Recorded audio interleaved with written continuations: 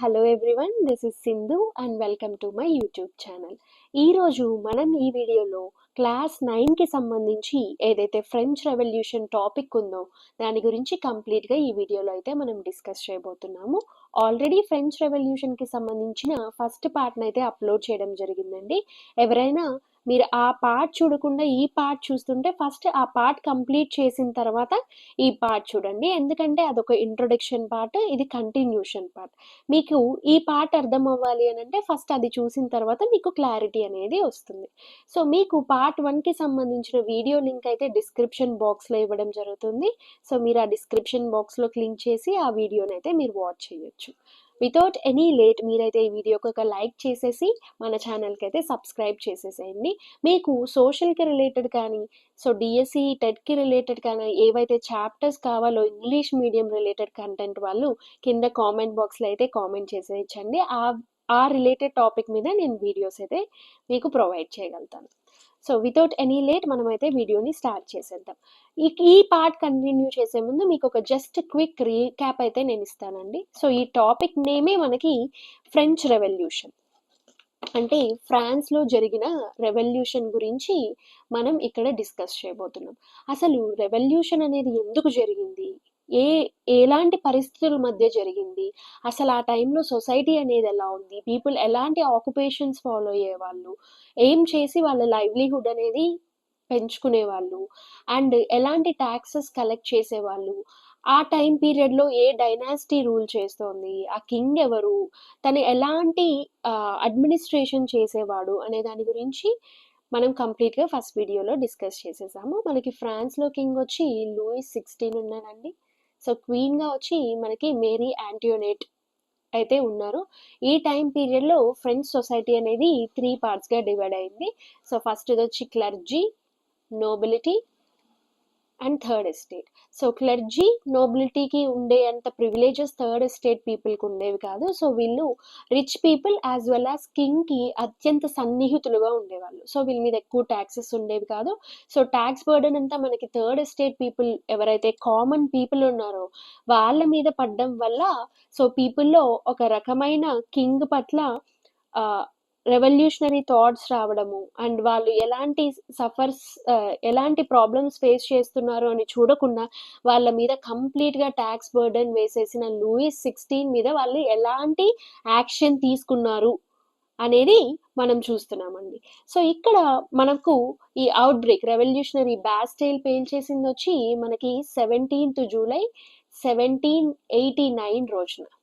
So దీనికి ముందు ఎలాంటి కాన్సిక్వెన్సెస్ జరగడం వల్ల ఈ యాక్ట్ జరిగింది అనేది మనం చూస్తున్నామండి. అంటే మనం ఫ్లాష్ బ్యాక్లోకి వెళ్ళి ఏం కాన్సిక్వెన్సెస్ ఉన్నాయి అని మనం అబ్జర్వ్ చేస్తున్నాం అనమాట. సో ఇప్పుడు మనం ఈ వీడియోని అయితే కంటిన్యూ చేసేద్దాం. So out break of the revolution అసలు ఎలా జరిగింది. So in France of the old regime అని అంటే 1789 ముందు పీరియడ్లో సో మొనార్క్ అంటే కింగ్ ఒక్కటే పీపుల్ మీద ట్యాక్సెస్ ఇంపోజ్ చేసే పవర్ అనేది ఉండదండి. సో ఏం చెయ్యాలి అని అంటే తను ఒక మీటింగ్ కండక్ట్ చేయాలి, ఎస్టేట్స్ జనరల్ మీటింగ్ కండక్ట్ చేసి తను ఇలాగా ట్యాక్సెస్ అనేది నేను కొత్తగా ఇంపోజ్ చేయాలనుకుంటున్నాను అని వాళ్ళ ముందు ఒక ప్రపోజల్ పెట్టి వాళ్ళ యాక్సెప్ట్ చేసిన తర్వాత మాత్రమే తను ట్యాక్సెస్ అనేవి పెంచాలండి. కానీ ఈ మీటింగ్ ఎప్పుడు పెట్టాలి అనేది మాత్రము మన మొనార్కే డిసైడ్ చేస్తాడు. అంటే ఇక్కడ ఈ సిచ్యువేషన్లో లూయిస్ 16 మాత్రమే డిసైడ్ చేయగలుగుతాడు. సో తన చేతిలో ఉండే పని కదా, సో తను మీటింగ్ అనేది కండక్ట్ చేసే వాళ్ళే కాదనమాట. వాళ్ళకి నచ్చినట్టుగా సో వాళ్ళ చుట్టుపక్కల ఉండే వాళ్ళతో డిస్కస్ చేసుకునేసి ట్యాక్సెస్ అనేవి పీపుల్ మీద ఇంపోజ్ చేసేసేవాళ్ళు. సో ఇలా ఇంపోజ్ చేయడం వల్లే కదా పీపుల్ సఫర్ అవుతున్నారు. సో తన మీద ప్రెషర్ పెరిగింది అనమాట. ఈ మీటింగ్ అనేది ఖచ్చితంగా మీరు కండక్ట్ చెయ్యాలి అని చెప్పి పీపుల్ నుంచి ప్రెషర్ అనేది వచ్చింది. సో లాస్ట్ టైం ఈ మీటింగ్ ఎప్పుడు జరిగిందంట, 1614లో జరిగిందంట. అంటే నియర్లీ ఎన్ని హండ్రెడ్స్ ఆఫ్ ఇయర్స్ గ్యాప్ అనేది అక్కడ మనకు కనిపిస్తుంది.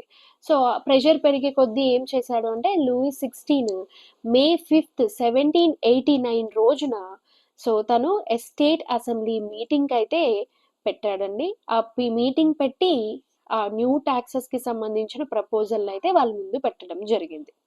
నెక్స్ట్ ఏం జరిగిందో ఇప్పుడు చూద్దాం. సో జనరలీ మనకి ఓటింగ్ సిస్టమ్ ఉంటుంది కదా, సో అలాగే ఫస్ట్ సెకండ్ ఎస్టేట్ అంటే ఎవరైతే క్లర్జీ పీపుల్, నోబిలిటీ వీళ్ళు ఉన్నారు కదండి, సో వాళ్ళు 300 రిప్రజెంటేటివ్స్ ఈచ్, అంటే క్లర్జీ సైడ్ నుంచి 300, నోబిలిటీ సైడ్ నుంచి 300 మెంబర్స్ ఒకరిని ఒకరు ఫేస్ చేసుకుంటూ ఆ మీటింగ్ హాల్లో కూర్చోవడం అయితే జరిగింది. సో నెక్స్ట్ మనకి థర్డ్ ఎస్టేట్ పీపుల్ కూడా ఉన్నారు కదండి, అందులో ఎడ్యుకేటెడ్ పీపుల్ ఉన్నారు, పెజెంట్స్గా వర్క్ చేసే వాళ్ళు ఉన్నారు, ఆర్టిసన్స్గా వర్క్ చేసే వాళ్ళు ఉన్నారు, క్రాఫ్ట్స్మెన్గా పనిచేసే వాళ్ళు ఉన్నారు. సో వీళ్ళకి ఏంటి అని అంటే అండి, సో వీళ్ళకి ఆ హాల్లో కూర్చునే అధికారం కూడా లేదనమాట. సో వీళ్ళని హాల్లోకి ఎంటర్ కూడా చేయలేదు. వీళ్ళ తరపున ఎవరైతే 600 రిప్రజెంటేటివ్స్ ఉన్నారో, సో వాళ్ళు ఈ ఫస్ట్ సెకండ్ ఎస్టేట్ పీపుల్ కూర్చుంటే వాళ్ళ వెనక had to stand at back represented by most prosperous and educated members. అంటే ఈ గ్రూప్లో ఏదైతే థర్డ్ ఎస్టేట్ గ్రూప్లో చదువుకున్న వాళ్ళు ఉంటారు కదండి, కొంచెం ఎడ్యుకేటెడ్ పీపుల్, కొంచెం డబ్బులు ఉండే వాళ్ళు ఉంటారు కదా, సో వాళ్ళైతే ఈ ఫస్ట్ ఎస్టేట్ సెకండ్ ఎస్టేట్ వాళ్ళు కూర్చున్న వెనకల నిలబడి ఆ మీటింగ్ హాల్ అయితే ఉన్నారు. ఇప్పుడు ఓటింగ్ సిస్టమ్ అనేది స్టార్ట్ చేయాలి, ఏంటి ట్యాక్సెస్ ఇంపోజ్ చేయడం కోసం అనేసి.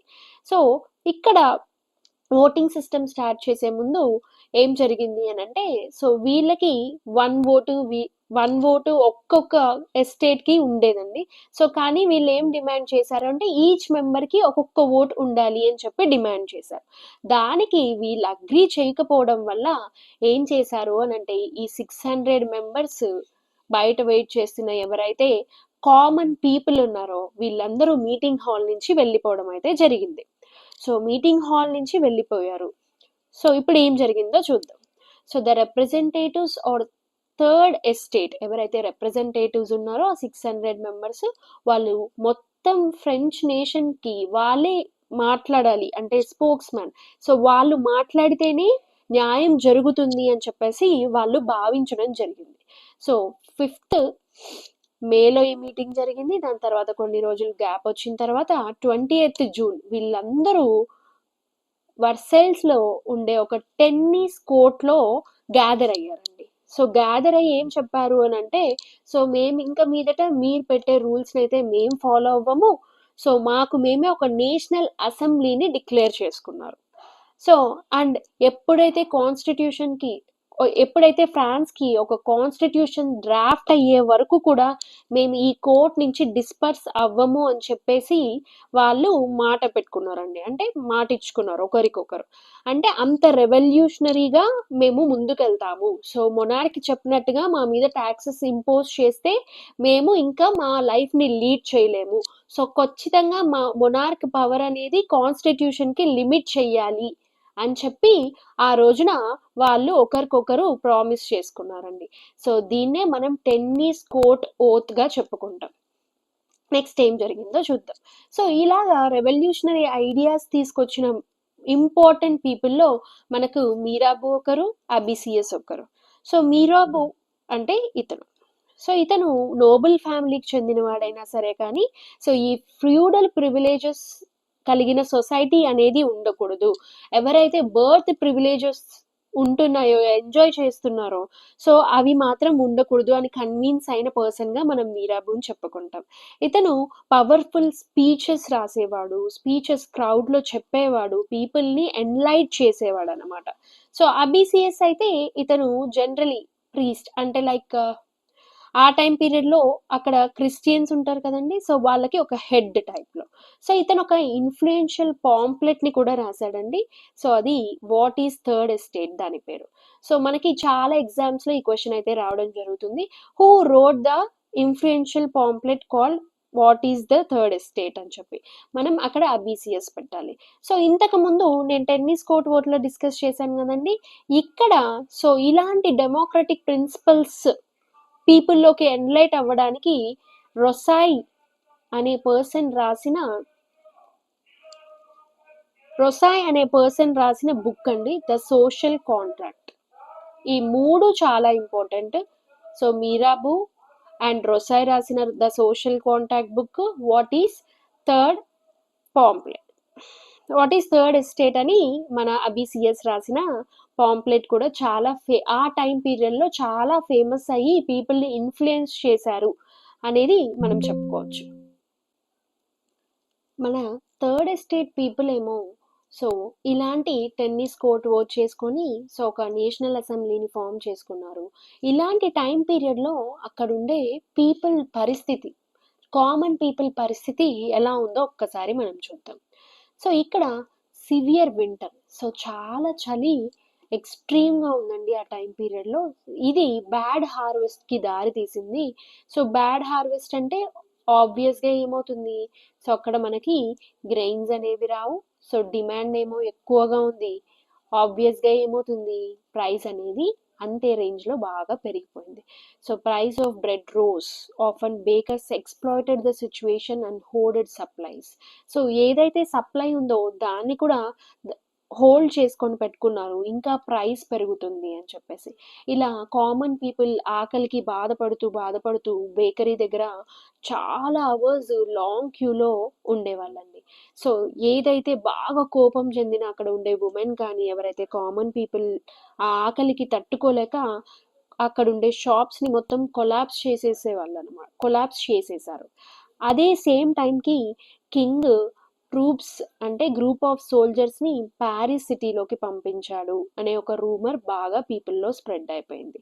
సో దీంతో అప్పటికే ఆకలితో ఎక్స్ట్రీమ్ పూర్షిప్తో ఉండే పీపుల్ సో వాళ్ళు ఇంకా తట్టుకోలేక సో వెళ్ళిపోయి ఆ బాస్టెల్ మొత్తం డిస్ట్రాయ్ చేసేసారు. సో మనం టోటల్గా ఏదైతే 17th జూలై 1789 రోజున జరిగిన పరిస్థితికి కలిగిన కారణాలను అయితే మనం డిస్కస్ చేసామండి. సో ఇప్పుడు చూద్దాం నెక్స్ట్ ఏం జరిగింది. ఆల్రెడీ నేషనల్ అసెంబ్లీని అయితే ఫామ్ చేసేసారు. కంట్రీ సైడ్ అంటే విలేజెస్లో ఎలాంటి సిచ్యువేషన్ ఉంది. సో ఆల్రెడీ అక్కడ ఎవరైతే కామన్ పీపుల్ ఉన్నారో వాళ్ళు ఆల్రెడీ ఎక్స్ట్రీమ్ హార్డ్షిప్ అనేది ఫేస్ చేస్తున్నారు. సో ఎవరైతే ఈ ఫ్యూడల్ ప్రివిలేజెస్ కలిగిన first and second estate people దగ్గర చాలా ల్యాండ్ అనేది ఉంది. సో వీళ్ళేమో ఆ ల్యాండ్లో పనిచేస్తున్న లేబర్ పీపుల్. సో వీళ్ళకి ఆల్రెడీ బ్యాడ్ హార్వెస్ట్ ఉంది. సో ఇంకా వాళ్ళు ట్యాక్సెస్ ఎలా పే చేయగలుగుతారు, అండ్ ఆల్రెడీ వాళ్ళ ఆకలితోనే చాలా సఫర్ అవుతున్నారు. సో ఇది సరిపోకుండా ట్యాక్సెస్ పే చేయమనడమే కాకుండా సో కొన్ని ఇయర్స్ అండ్ ఇయర్స్ వీళ్ళు బాండెడ్ లేబర్ అంటే ఆ ఫ్యామిలీస్కి సర్వీస్ చేస్తూనే వచ్చారండి. దీన్నే బాండెడ్ లేబర్ అని అంటాం. దీన్ని మనం ఇంకో టర్మ్తో సర్ఫ్డమ్ అని కూడా పిలుస్తాం. సో కంట్రీ సైడ్లో బాగా రూమర్స్ అనేవి స్ప్రెడ్ అయిపోయాయి. ఏంటంటే ఎవరైతే ఈ లార్డ్స్ ఉన్నారు కదండి, ఎక్స్ట్రీమ్గా ల్యాండ్స్ ఉండే పీపుల్, సో వాళ్ళు కొన్ని ముఠాల్ని పెట్టుకొని వాళ్ళ క్రాప్స్ అంతా డిస్ట్రాయ్ చేసేస్తారు అనే రూమర్స్ అనేది పీపుల్లో బాగా స్ప్రెడ్ అయింది. సో ఇలాంటి ఒక ఫియర్ అంటే ఒక భయంతో చాలా మంది పెజెంట్స్ ఎవరైతే ఫార్మర్స్ ఉన్నారు కదండి, వాళ్ళు చాలా డిస్ట్రిక్ట్స్లో తిరిగి చాటోష్ అంటే వాళ్ళ మీదే అటాక్ చేయడానికి బయలుదేరారు అనమాట. సో అక్కడ ఏదైతే గ్రెయిన్స్ ఉన్నాయో ఆ లార్డ్స్ దగ్గర చాలా గ్రెయిన్స్ ఉంటాయి కదండి, వాళ్ళ ప్రాపర్ ఫుడ్ కోసం వాళ్ళు దాచిపెట్టుకొని హోల్డ్ చేసి పెట్టుకున్నారని చెప్పాను కదా. సో వాటినంతా తీసుకునేసి ఏదైతే కొన్ని ఇయర్స్గా వీళ్ళ దగ్గర లేబర్ చేయించుకుంటున్నారు కదా, సో వీళ్ళ ల్యాండ్ వాళ్ళు ఆక్యుపై చేసుకొని దానికి సంబంధించిన ల్యాండ్ రికార్డ్స్ని కానీ సో మొత్తాన్ని కాల్ చేశారండి. So large number of nobles ఫ్లెడ్ from there homes. చాలా మంది లార్డ్స్ పారిపోయారు, వాళ్ళ ఇళ్ళ దగ్గర నుంచి పారిపోయి పక్కనుండే నైబరింగ్ కంట్రీస్కి వెళ్ళిపోయారు. సో దీంతో ఇంకా చచ్చినట్టు లూయి 16 దగ్గర ఎలాంటి ఆప్షన్ లేదు, ఎందుకంటే పీపుల్ అతని మీదే రెవోల్ట్ చేయడం స్టార్ట్ చేశారు. సో 4th ఆగస్ట్ రోజున సో ఏదైతే నేషనల్ అసెంబ్లీ పెట్టుకున్నారు కదా థర్డ్ ఎస్టేట్ పీపుల్, దాన్ని తిను ఖచ్చితంగా యాక్సెప్ట్ చెయ్యాల్సి వచ్చింది. సో ఇలాగా ఏదైతే ఫ్యూడల్ డ్యూస్ ఉన్నాయో వీటన్నిటినీ కూడా అబాలిష్ చేసేసాడు, ఫ్యూడల్ ప్రివిలేజెస్ని అబాలిష్ చేసేసాడు. ఏదైతే టీట్స్ ఏదైతే చర్చ్ వాళ్ళు కలెక్ట్ చేస్తారని చెప్పాను కదా ట్యాక్స్, ఇవంతా అబాలిష్ చేసేసాడు. ఇలా చర్చెస్ దగ్గర ఉండే ల్యాండ్స్ అంతా కూడా తను కాన్ఫెస్కేట్ చేసేసుకున్నాడు. సో తద్వారా తనకి 2 బిలియన్ లెవ్రీస్ అనేది గవర్నమెంట్కి ఆదాయం కూడా వచ్చిందంట. సో ఇప్పుడు ఫ్రాన్స్ అనేది మొనార్క్ కాదండి, కాన్స్టిట్యూషనల్ మొనార్క్. అంటే ఇప్పుడు ఏదైతే లూయి 16 ఏమైనా డెసిషన్స్ తీసుకోవాలి అని అంటే తనకి ఇష్టం వచ్చినట్టు తీసుకోవడానికి లేదు. He has to bind to the things given in the constitution. So drafting మొత్తం 1791 కల్లా కంప్లీట్ చేసేసారు. సో అసలు దీని యొక్క మెయిన్ ఆబ్జెక్టివ్ ఏంటి అని అంటే కింగ్ ఒక్క పవర్ని తగ్గించాలి, లిమిట్ చేయాలి అనేదే మేజర్ ఆబ్జెక్టివ్ అండి. సో ఇప్పుడు తన పవర్ అనేది తన ఒక్కడి చేతిలోనే లేదు. ఇప్పుడు లెజిస్లేచర్, ఎగ్జిక్యూటివ్, జ్యుడిషియరీ అనే 3 డిఫరెంట్ ఇన్స్టిట్యూషన్స్గా అది డివైడ్ చేయబడింది. ఇక్కడ చూడండి, so king, executive, so national assembly ఎవరైతే కామన్ పీపుల్ ఉన్నారు కదండి ఫ్రాన్స్లో. సో ఇక్కడ సిటిజన్స్ అని అంటే యాక్టివ్ సిటిజన్స్. మళ్ళీ ఇక్కడ మనం ఒకటి అబ్జర్వ్ చేయాలి, ఇప్పుడులాగా మనకి 18 ఇయర్స్ నిండిన ప్రతి ఒక్కరికి అక్కడ ఓటింగ్ రైట్ అనేది లేదండి. అంటే ఇప్పుడు మనం ఏదైతే ప్రజెంట్ బెనిఫిట్స్ ఎంజాయ్ చేస్తున్నామో అది మన హిస్టోరియన్స్ తీసుకొచ్చిన చాలా రెవల్యూషన్స్ నుంచి వచ్చాయన్నమాట. ఇక్కడ యాక్టివ్ సిటిజన్స్ అందరూ కలిసి ఎలక్టోరల్స్ని ఎన్నుకుంటారండి. సో వీళ్ళు మళ్ళీ నేషనల్ అసెంబ్లీకి వెళ్ళే మెంబర్స్ని ఎలెక్ట్ చేసుకుంటారు. అసలు ఇక్కడ యాక్టివ్ సిటిజన్స్ ఎవరో మనం చూద్దాం. యాక్టివ్ సిటిజన్స్ అంటే ఎవరైతే ఓట్ చేసే రైట్ ఉంటుందో వాళ్ళని యాక్టివ్ సిటిజన్స్గా పరిగణించబడ్డారనమాట. అంటే అవుట్ ఆఫ్ 28 మిలియన్ పాపులేషన్లో ఓన్లీ 4 మిలియన్ పీపుల్కి మాత్రమే ఓటింగ్ రైట్ ఉందంట. అసలు ఎందుకు, ఏ బేసిస్ మీద ఇచ్చారు అని అంటే, సో ఎవరైతే ప్రాపర్టీడ్ మెన్ ఉన్నారో వాళ్ళకి మాత్రమే ఈ ఓటింగ్ రైట్ అయితే ఆ టైం పీరియడ్లో కల్పించడం జరిగింది.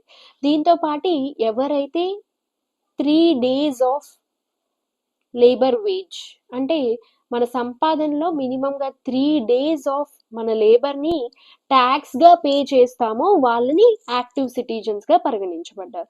వీళ్ళేమో ఒక 50,000 మెంబర్స్ని ఎలక్టర్స్గా ఎన్నుకుంటారు. వాళ్ళు నేషనల్ అసెంబ్లీలో మెంబర్స్ని ఎన్నుకుంటారు అనమాట. సో ఇప్పుడు కింగ్ ఏ డెసిషన్ తీసుకోవాలన్నా కానీ సో నేషనల్ అసెంబ్లీ మెంబర్స్ని అప్రోచ్ అవ్వడం అయితే జరుగుతుంది. సో దీంతో పాటు సో జ్యుడిషియరీ అనే ఒక సిస్టమ్ కూడా వర్క్ అవుతుంది. మరి ప్యాసివ్ సిటిజన్స్ అంటే ఎవరు అని అంటే, ఎవరికైతే ఓటింగ్ రైట్ అనేది ఇవ్వబడలేదో వాళ్ళని మనం ప్యాసివ్ సిటిజన్స్గా కన్సిడర్ చేసాం. అబౌట్ 3 మిలియన్ మెన్ ఉన్నారు, ఉమెన్ ఉన్నారు, చిల్డ్రన్ అండ్ యూత్ బిలో 25. అంటే ఎవరైతే పిల్లలు, యూత్ 25 బిలో కన్నా ఉన్నారో వాళ్ళని మనం ప్యాసివ్ సిటిజన్స్గా ఇక్కడ చూడబడ్డాం. Next, declaration of rights of man. మన కాన్స్టిట్యూషన్కి ప్రియాంబుల్ ఎలాగనో అలాగే ఈ 1791లో వచ్చిన ఫ్రెంచ్ కాన్స్టిట్యూషన్కి కూడా so declaration of rights of men అనేది ఒక ఇంట్రొడక్షన్ డాక్యుమెంట్ లాంటిది అనమాట. సో ఇక్కడ ఏదైతే రైట్ టు లైఫ్, బతకడానికి కల్పించిన right, so freedom of speech, so వాళ్ళు ఏదైతే భావిస్తున్నారో దాన్ని వాళ్ళు వ్యక్తపరచడాన్ని, so freedom of opinion, equality before law were established as natural and inalienable rights belong to each human being on birth. అంటే పుట్టుకతోనే సో ఇలాంటి రైట్స్ అనేవి నేచురల్ రైట్స్గా భావించబడ్డారు. అండ్ ఇది తీసేసుకోవడానికి ఎవ్వరూ కానీ రైట్ ఇవ్వలేదండి. సో ఇక్కడ సో మనకు ఒక పిక్చర్ కనిపిస్తుంది. దీని నుంచి మనం కొన్ని సింబల్స్ అయితే గుర్తుపెట్టుకోవాల్సి ఉంటుంది. ఫస్ట్ ఇక్కడ చూస్తే ఒక ట్రయాంగిల్, దాంతోపాటు ఒక ఐ. అంటే ఇది దేనికి చిహ్నమని చెప్తారు అని అంటే అండి, నాలెడ్జ్. సో ఓపెన్ ఐ అనేది సో మనం నాలెడ్జ్ని స్వీకరించడం కోసము, అంటే మనం మన ఐస్ని ఓపెన్ చేసుకొని ప్రతి ఒక్కదాన్ని స్వీకరించాలి అనే దానికి ప్రతీకగా ఇక్కడ ఈ ట్రయాంగిల్ సింబల్ అయితే మనకుంది. ఇక్కడ మనం చూస్తే అండి సో ఒక ఫ్రీడ్, సంకెళ్ళు ఫ్రీ అయిపోయినాయి. అంటే ఎవరైతే పర్సన్స్ ఇన్ని రోజులు సంకెళ్ళతో కట్టబడ్డారో వాళ్ళు ఫ్రీ అయ్యారు, లిబరలైజ్ అయ్యారు అనే దానికి ప్రతీకగా మనకి సింబల్ చెప్తారండి. ఇక్కడ మనం చూస్తే ఈవిడ ఒక రెడ్ హ్యాట్ వేసుకొని ఉన్నారనమాట. సో ఈ రెడ్ హ్యాట్కి అర్థం ఏంటి అని అంటే, సో ఎవరైతే స్లేవ్స్ ఇన్ని రోజులు ఈ క్యాప్ అనేది ధరించే వాళ్ళు అనమాట, సో వాళ్ళు ఇప్పటి నుంచి ఫ్రీ అయిపోయారు అనే దానికి ఒక ప్రతీకగా మనకి రెడ్ క్యాప్ అయితే వేశారండి. ఇక్కడ మనం చూస్తే red, blue and white which are colours of France. So ఆ టైం పీరియడ్లో ఇంతకు ముందు ఏదైతే రాయల్ స్టాండర్డ్ ఫ్లాగ్ని యూజ్ చేసేవాళ్ళో దాన్ని రిప్లేస్ చేసి ఇక్కడ మనకి నేషనల్ కలర్స్ ఆఫ్ ఫ్రాన్స్ అయితే ఇక్కడ రిప్రజెంట్ చేయడం జరిగింది. ఇక్కడ ఉండేదాన్ని సెప్టియర్ అంటారండి. సో సెప్టైర్ అని అంటే మనకి ఏంటి అని అంటే ఒక రాయల్ పవర్కి సింబల్గా ఇది మనం చెప్పుకుంటాం. ఇక్కడ ఈవెంట్ని పర్సోనిఫికేషన్ ఆఫ్ లా అని అంటారు. అంటే ఏంటి అని అంటే న్యాయానికి, చట్టానికి ఒక సింబల్‌గా ఈ వింగ్డ్ వుమెన్‌ని చూపించారనమాట. నెక్స్ట్ ఇక్కడ మనం చూస్తే ఇక్కడ 2 ఉన్నాయండి. సో, దీని మీద declaration of rights of man ఇక్కడ చూడండి. ఇక్కడ వుమెన్ అనలేదు. ఓన్లీ మ్యాన్‌కి మాత్రమే రైట్స్ ఇచ్చారనమాట. సో, దానికి సంబంధించి ప్రతి ఒక్కరిని ఈక్వల్‌గా ట్రీట్ చేయాలి అనే మోటివ్‌తో ఇక్కడ మనకి కొన్ని ఇవ్వడం అయితే జరిగింది. కొన్ని పాయింట్స్‌నైతే ఇవ్వడం జరిగిందనమాట. సో, ఇది. నెక్స్ట్ ఇక్కడ మనం సింబల్స్‌ని కవర్ చేసేసామండి. నెక్స్ట్ మనం చూస్తే సో, ఇప్పుడు ఫస్ట్ ఏదైతే మొనార్క్‌గా ఉంది, తర్వాత కాన్స్టిట్యూషనల్ మొనార్క్ అయింది. సో, తర్వాత రిపబ్లిక్. అంటే ఇక్కడ పీపుల్ అసలు మొత్తాన్ని పీపులే ఎలక్ట్ చేసుకునేలాగా ఎలాగా అయింది అనేది మనం ఇక్కడ మనకి ఆల్రెడీ లూయిస్ 16 అయితే నేషనల్ అసెంబ్లీకి అగ్రీ చేశాడండి. కానీ ఎలాంటి పరిస్థితిలో తను అగ్రీ చేయడం జరిగింది అనేది మీకు తెలుసు. సో, అతను ఇంకా ఫోర్స్ తప్పని పరిస్థితుల్లో అగ్రీ చేశాడు. సో, ఇలాంటి మెంటాలిటీ ఉండే అతను ఏం చేశాడు అని అంటే సో, పక్కనే ఉండే కింగ్ ఆఫ్ ప్రషియాతో సీక్రెట్‌గా నెగోషియేషన్స్ చేసేవాడు. ఎలాగైనా ఇక్కడ మనం పీపుల్ నుంచి మళ్ళీ మనం మొనార్కియల్ గవర్నమెంట్ తీసుకురావాలి అని చెప్పేసి. సో, ఆల్రెడీ పక్కనుండే దేశాల్లో వాళ్ళంతా కూడా ఫ్రాన్స్‌లో జరుగుతున్న సిట్యుయేషన్స్‌ని అబ్జర్వ్ చేసి, ఎక్కడ మన ఏరియాలో పీపుల్ కూడా మనకు అగైనెస్ట్‌గా ఇలా రెవల్యూషన్స్ చేస్తారు అని చెప్పేసి వాళ్ళు కూడా వరీ అవుతూ ఉన్నారు బాగా. సో, అందుకని ఎలాగైనా సో, మన ఫ్రెండ్ అయిన లూయిస్ 16కి హెల్ప్ చేసి అక్కడ పీపుల్‌ని అణిచేసి మళ్ళీ మొనార్కియల్ గవర్నమెంట్ తీసుకురావాలి అనే ఆలోచనతో ఇక్కడ కింగ్స్ అయితే ఉన్నారండి. సో, కింగ్స్ ఈ ఆలోచనతో ఉన్నారు. మరి మన పీపుల్ ఎలాంటి ఆలోచనతో ఉన్నారో ఒకసారి చూద్దాం. సో, ఆల్రెడీ మన నేషనల్ అసెంబ్లీ 1792లోనే సో, పక్కనుండే ప్రష్యా, ఆస్ట్రియా వాళ్ళ మీద వార్ డిక్లేర్ చేయడానికి ఓటింగ్స్ కూడా చేసేసిందనమాట. సో, ఇప్పుడు వార్ డిక్లేర్ చేస్తే ఏం కావాలి? సో, ఫైట్ చేయడానికి మనకి పీపుల్ కావాలి ఆర్మీలోకి. సో, చాలా మంది people thousands of volunteers were thrown from the provinces to join into the army. So they were really interested to join into the army to fight against the monarchical government. So ఇప్పుడు ఏం జరిగిందో చూద్దాం. So వాళ్ళు ఈ వార్ని అరిస్టోక్రటీస్ అంటే ఎవరైతే rich people ఉన్నారో so వాళ్ళ మీద వార్ లాగా వాళ్ళకి వాళ్ళు డిక్లేర్ చేసుకున్నారండి. సో మరి వార్ జరిగేటప్పుడు ఇన్స్పిరేషనల్గా ప్యాట్రియాటిక్ సాంగ్స్ అంటే దేశభక్తి గీతాలు పాడతాం కదా, అందులో వాళ్ళు బాగా పాడిన దేశభక్తి గీతమైన మార్సిలైస్. సో ఎవరు దీన్ని కంపోజ్ చేశారు అంటే అండి రోగెట్ డిఎల్ఐ అనే పర్సన్ దీన్ని కంపోజ్ చేశారండి. సో బాగా ఫేమస్ అయిన ప్యాట్రియాటిక్ సాంగ్ ఇది ఆ టైం పీరియడ్లో. తర్వాత ఫ్రాన్స్కి నేషనల్ యాంథమ్గా మిగిలిపోయిందండి ఇది. నెక్స్ట్ సో దీని ద్వారా జరిగిన కాన్సిక్వెన్సెస్ ఏంటి? సో బాగా ఒక ఫ్యామిలీలో బాగా ఎండ్ చేసే పర్సన్ ఏమో ఆర్మీకి వెళ్ళిపోయాడు. సో ఇక్కడ బ్యాక్ ఎండ్లో ఉమెన్కి కూడా అంతే కష్టాలు. అంటే వాళ్ళ లైవ్లీహుడ్ అంటే వాళ్ళకి బతుకు జరగడం కోసం వాళ్ళు ఎర్నింగ్ చెయ్యాలి కదా. సో ఆ ఎర్నింగ్ చేసే బాధ్యత అంతా వైఫ్స్ మీద పడిపోయిందండి. అంటే ఉమెన్ మీద పడిపోయింది అనమాట. సో ఈ రెవల్యూషన్ వల్ల బాగా లాసెస్ జరిగింది. ఎకనామికల్గా పీపుల్ కూడా బాగా సఫర్ అయ్యారు.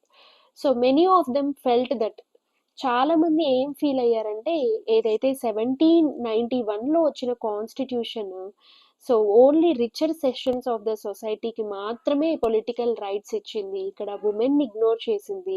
సో 25 years బిలో ఉండే మెన్ని నాన్ ప్రాపర్టీ మెన్ని ఇగ్నోర్ చేసిందని చాలా మంది ఫీల్ అయ్యారండి. సో వీళ్ళందరూ కలిసి కొన్ని పొలిటికల్ క్లబ్స్ లాగా స్టార్ట్ చేశారు. అందులో బాగా ఫేమస్ అయిన క్లబ్ అయితే మనకి జాకోబిన్ క్లబ్ అండి. సో జాకోబిన్ క్లబ్ వచ్చి సో దీనికి బిన్ అని ఎలా పేరు పెట్టారు అని అంటే ఫార్మర్, కాన్వెట్ అంటే like very important person in church. So తన పేరు మీద జాకోబ్ అనే పేరు మీద ఈ జాకోబిన్ క్లబ్ అయితే ఫామ్ చేయడం అయితే జరిగింది ప్యారిస్లో. సో ఇక్కడ చూడండి ఆ టైం పీరియడ్లో ఫ్రాన్స్లో రిచ్ సెషన్స్ ఆఫ్ సొసైటీలో ఉండే వాళ్ళు ఎక్కువగా ఏంటి అని అంటే నీ బ్రీచెస్ వేసుకునే వాళ్ళండి. అంటే ద స్టైల్ ఆఫ్ డ్రెస్సింగ్ వాళ్ళు వేసుకునే డ్రెస్ని బట్టి చూస్తేనే వీళ్ళు అబ్బా వీళ్ళు రిచ్ పీపుల్ అని అనిపించేలాగా they will maintain their dressing style. అలా మెయింటైన్ చేసేవాళ్ళు అనమాట. సో ఈ టైం పీరియడ్లో అంతా కూడా ఉమెన్ కూడా చాలా యాక్టివ్గా పార్టిసిపేట్ చేయడం అయితే జరిగిందండి. సో ఈ జాకోబిన్ క్లబ్ బాగా ఫేమస్ అయిందని చెప్పాను కదా, ఇందులో మోస్ట్లీ మెంబర్స్ ఎలాగుండేవాళ్ళంటే చాలా తక్కువ డబ్బులు ఉండేవాళ్ళు వాళ్ళు మాత్రమే ఇందులో ఉండేవాళ్ళండి. లైక్ చిన్న షాప్ కీపర్స్ కానీ, ఆర్టిసన్స్ కానీ, షూ మేకర్స్ కానీ, పేస్ట్రీ కుకర్స్ కానీ, వాచ్లు తయారు చేసేవాళ్ళు కానీ, ప్రింటింగ్ వర్క్స్ చేసేవాళ్ళు కానీ, డైలీ లేబరర్స్ కానీ ఈ క్లబ్లో మెంబర్స్గా ఉండేవాళ్ళండి. సో ఈ జాకోబిన్ క్లబ్కి లీడర్ అండి. ఎవరు ఆ లీడర్ అని అంటే మోస్ట్ ఇంపార్టెంట్ పర్సన్ మ్యాక్సిమిలియన్ రోబోస్పియర్ అనే అతను జాకోబిన్ క్లబ్కి మెంబర్గా ఉండేవాడండి. సో వీళ్ళని ఫేమస్గా శాన్ కులోట్స్ అని పిలిచేవాళ్ళు. అంటే ద పీపుల్ వితౌట్ నీ బ్రీచెస్. సో ఈ నీ బ్రీచెస్ లేకుండా వాళ్ళ డ్రెస్సింగ్ స్టైల్ని వాళ్ళు మెయింటైన్ చేసుకొని వాళ్ళకంటూ వాళ్ళు ఒక సపరేట్ ఐడెంటిటీని క్రియేట్ చేసుకున్నారండి.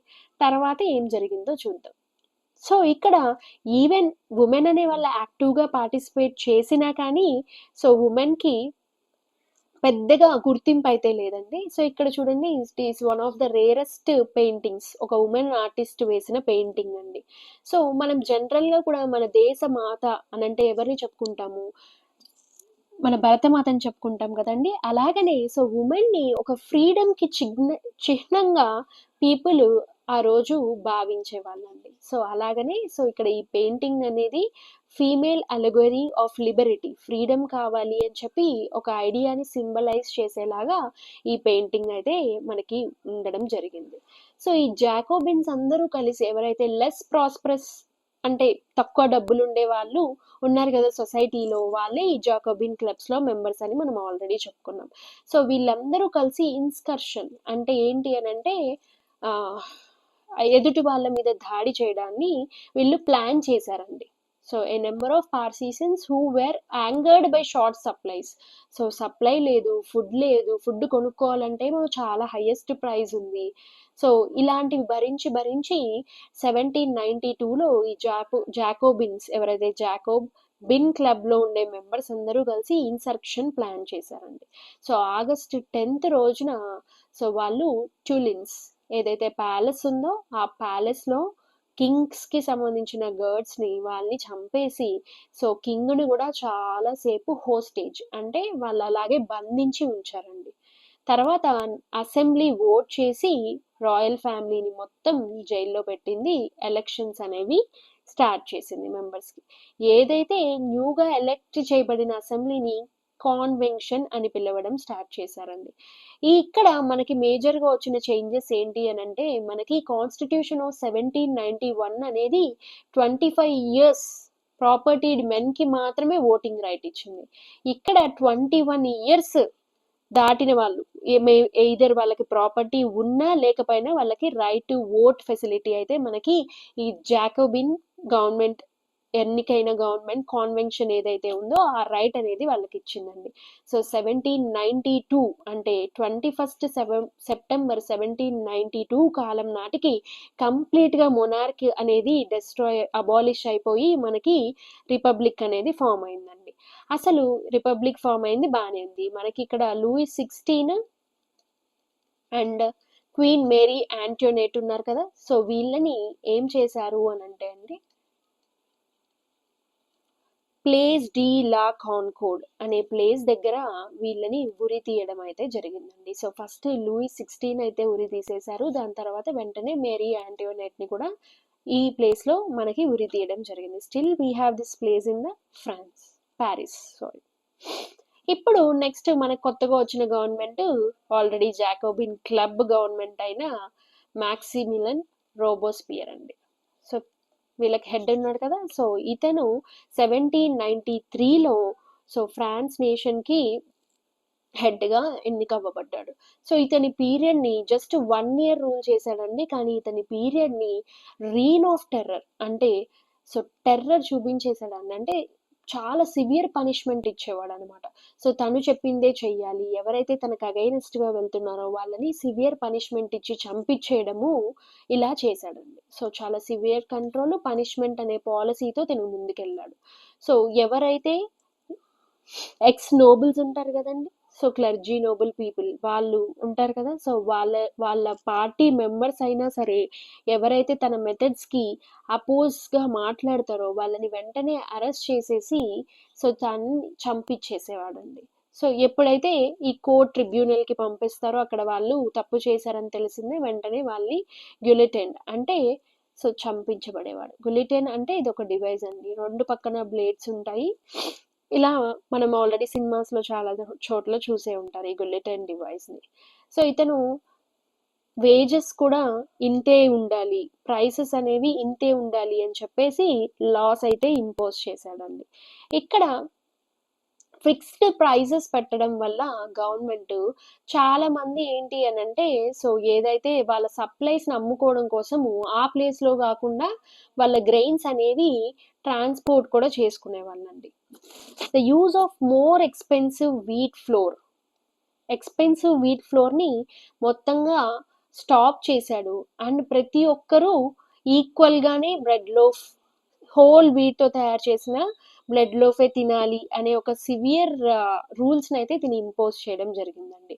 సో స్పీచ్ విషయంలో కానీ అన్నిటి విషయంలో ఈక్వాలిటీ ఉండాలి అని చెప్పాడు. కానీ సో ఎవరైతే దీని పట్ల అగైనెస్ట్గా మాట్లాడతారో వాళ్ళని మాత్రం కంప్లీట్గా తను చంపించడం అయితే జరుగుతుంది. సో ఇంతకు ముందు ఫ్రెంచ్ పీపుల్ని మేడం ఇలా సర్ అని రికగ్నైజ్ చేసేవాళ్ళు ఇప్పటి నుంచి ఫ్రెంచ్ పీపుల్ని సిటోయిని అని రిప్రజెంట్ చెయ్యాలి అని చెప్పి ఒక రూల్ని కూడా తీసుకొచ్చాడండి.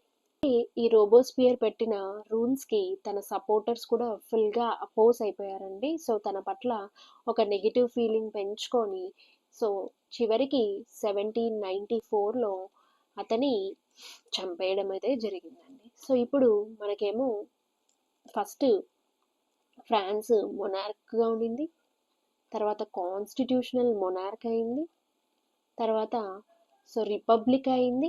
సో రిపబ్లిక్ అయిన తర్వాత ఇప్పుడు ఎవరు పవర్ తీసుకున్నారంటే ఎవరైతే వెల్తీ అంటే బాగా డబ్బులుండే middle classes people so government అయితే తీసుకోవడం జరిగిందండి.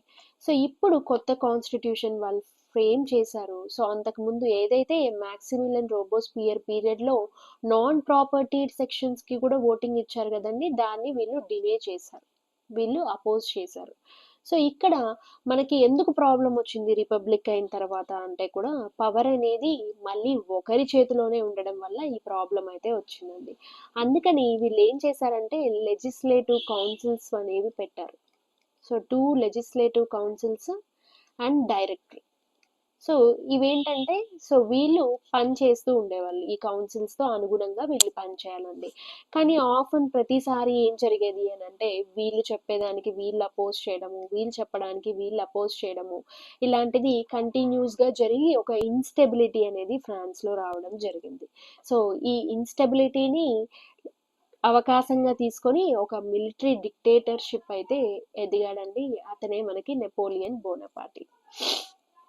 నెక్స్ట్ అసలు ఈ టోటల్ రెవల్యూషన్లో ఉమెన్ ఒక రోల్ ఏంటి అనేది చూద్దాం. సో ఈవెన్ ఉమెన్ చాలా యాక్టివ్గా ఈవెంట్స్లో పార్టిసిపేట్ చేశారండి. సో ఈవెన్ పార్టిసిపేట్ చేసినా కానీ వాళ్ళకి ఓటింగ్ రైట్ అయితే దక్కలేదు.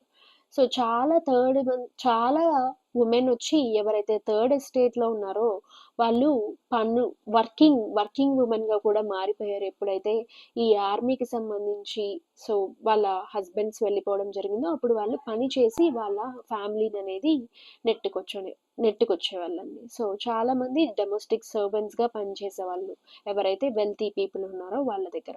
సో వీళ్ళకి ప్రాపర్ ఎడ్యుకేషన్ లేదు, సో జాబ్ ట్రైనింగ్ కూడా లేదండి. పైగా వీళ్ళకి ఇచ్చే వేజెస్ అయితే మెన్ కన్నా చాలా తక్కువగా ఉండేది. సో వీళ్ళు ఓన్ పొలిటికల్ క్లబ్స్ అనేవి ఫామ్ చేసుకున్నారు.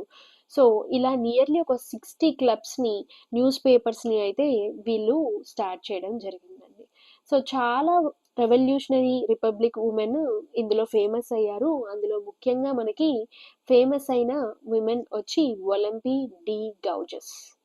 సో ఈవిడ సో ఫ్రాన్స్లో ఉండే ఉమెన్ కోసం ఫైట్ చేసిన పొలిటికలీ యాక్టివ్ ఉమెన్గా మనం చెప్పుకోవచ్చు. తను బేసిక్ రైట్స్ అనే ఉమెన్కు ఉండాలి, పొలిటికల్ రైట్స్ అనేవి డిమాండ్ చేసిన పర్సన్ అండి. సో ఆబ్వియస్లీ ఎప్పుడైతే డిమాండ్ చేస్తారో ఏమవుతుంది, సో దాన్ని అణిచేయడానికి వెంటనే ఆవిడ్ని కూడా సో నేషనల్ కన్వెన్షన్ అనేది సో ట్రియసన్ అంటే దేశ ద్రోహిగా భావించి ఈవిడ్ని ఎగ్జిక్యూట్ అంటే చంపేయడం అయితే జరిగిందండి. సో తిను declaration of rights of man and citizens కోసము, declaration of rights of women citizen కోసం కూడా తిను ఫైట్ చేయడం జరిగింది. 1791లో ఈవిడ ఈ ప్రాబ్లమ్స్ అంతా క్వీన్ అయిన మేరియా ఆంటోనెట్ కి దగ్గరికి కూడా తీసుకెళ్ళడం అయితే జరిగిందండి. సో అసలు ఉమెన్ కు ఉండే మెయిన్ డిమాండ్ ఏంటి అనేది ఇక్కడ మనం చూస్తే, సో ఉమెన్ యొక్క రైట్స్ మెన్తో సమానంగా ఉండాలి, వీళ్ళకి కూడా స్కూలింగ్ అనేది కంపల్సరీగా ఉండాలి, సో వాళ్ళ మనసుకి అగైనెస్ట్ గా ఫోర్సబుల్ మ్యారేజెస్ అనేవి ఉండకూడదు అని చెప్పారు. సో డైవర్స్ అనేది కూడా లీగల్ గా అప్లై చేసుకునే రైట్ అనేది వాళ్ళకు ఉండాలి. జాబ్స్ లో ఆర్టిషియన్ గా లేదా చిన్న వృత్తులు చేసుకోవడానికి వాళ్ళకి ప్రాపర్ ట్రైనింగ్ కూడా మాకు ఇవ్వాలి, మాకు ఓటింగ్ రైట్ ఉండాలి అని చెప్పి ఉమెన్ అనే వాళ్ళు ఫ్రాన్స్ లో ఆ రోజుల్లో డిమాండ్ చేయడం జరిగింది. జాకోబిన్ రెజీమ్ లో వచ్చిన మేజర్ ఇంపార్టెంట్ చేంజ్ ఒకటి ఏంటి అని అంటే అండి, వీళ్ళు స్లేవరీని అనేది, బానిసత్వాన్ని అనేది వీళ్ళు కంప్లీట్ గా అబాలిష్ చేయడం అయితే జరిగిందండి. సో ఆ టైం పీరియడ్ లో ఎక్కువగా డిమాండ్ ఉండే ప్రోడక్ట్స్ ఏవైతే టొబాకో కానీ, ఇండికో కానీ, షుగర్ కానీ, కాఫీ కానీ ఏదైతే సప్లై చేస్తున్నారో ఈ కరేబియన్ ఐలాండ్స్ లో సప్లేషన్ అనేది ఎక్కువగా ఉండేదండి. కానీ చాలా మంది యూరోపియన్స్ చాలా దూరం అని చెప్పేసి ఇక్కడికి వెళ్ళి ఆ ప్లాంటేషన్స్ లో వర్క్ చేయడానికి ఇంట్రెస్ట్ చూపించే వాళ్ళు కాదనమాట. సో ఫ్రెంచ్ కాలనీస్ లో ఎక్కువగా ఈ స్లేవ్ ట్రేడ్ అనేది అయితే జరిగేదండి. అంటే ఎవరైతే ఇక్కడ పని చేయడం కోసము స్లేవ్స్ ని తీసుకొని వచ్చేవాళ్ళు అనమాట. సో ఆ స్లేవ్స్ జర్నీ అనేది చాలా హారబుల్ గా ఉండేదండి. సో ఈ అట్లాంటిక్ ఓషన్ మొత్తం క్రాస్ చేసి వీళ్ళు ఏరియాస్ లోకి అయితే రావాలన్నమాట. సో ఈ ఏరియాస్ లోకి వచ్చేటప్పుడు నియర్లీ 3 months వోయేజ్ అండ్ ఏదో ఒక జంతువుల్ని కట్టేసినట్టు వాళ్ళని ప్యాక్గా కట్టేసి ఆ షిప్స్లో తీసుకొని వచ్చి కరేబియన్ ఐలాండ్స్లో ఉంచేవాళ్ళండి ప్లాంటేషన్ వర్కింగ్ కోసం అని చెప్పేసి. సో వీళ్ళు మార్కెట్లో ఏదో సామాన్లు అమ్మేసినట్టు ఇలా మనుషుల్ని స్లేవ్స్ లాగా వాడుకునేవాళ్ళు అనమాట. సో ఇలాగా ఏదైతే యూరోపియన్ మార్కెట్లో షుగర్కి కానీ, కాఫీకి కానీ, ఇండికోకి కానీ బాగా డిమాండ్ పెరగడము, సో ఇక్కడ ట్రేడ్ అనేది జరగడం వల్ల బిజినెస్ ఓనర్స్కి బాగా ఇన్కమ్ అనేది జనరేట్ అయ్యేదండి. సో ఇక్కడ నేషనల్ అసెంబ్లీ అనేది చాలా రోజులు డిబేట్ చేసి ఈ స్లేవ్ ట్రేడ్ అనేది జాకోబిన్ రెజీమ్లో ఫుల్గా అబాలిష్ చేయడం అయితే జరిగిందండి.